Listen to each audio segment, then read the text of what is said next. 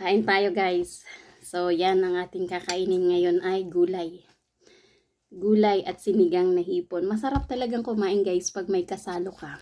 Dito kasi sa bahay namin mayroon kaming freedom of choice. So anyway, iba-iba ang kanilang pagkain.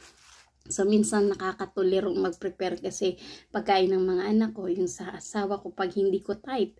Pag ako magluluto ako ng sarili ko, minsan ako na lang yung nagpaparaya. So anyway guys, let's eat. All for me of this. Nagluto ako ng sinigang na hipon. Talagang super kilig asim.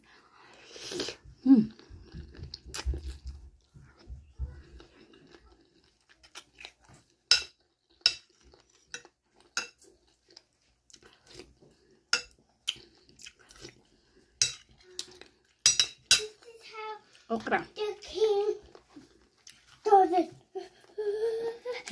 That's how the king does. I'll find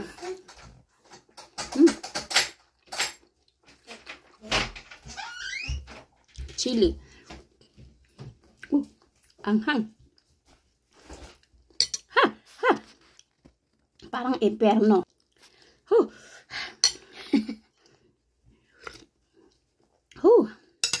Sobrang sarap.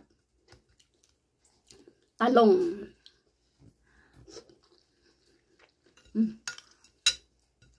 Ang sarap.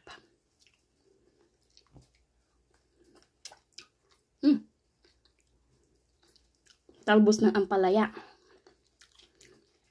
Yung asawa ko, hindi ko ito mapapakain. Iba yung pagkain niya.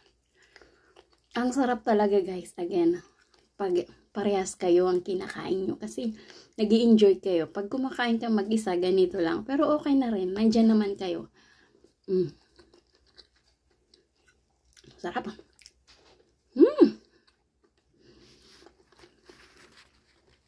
So, yun lang guys.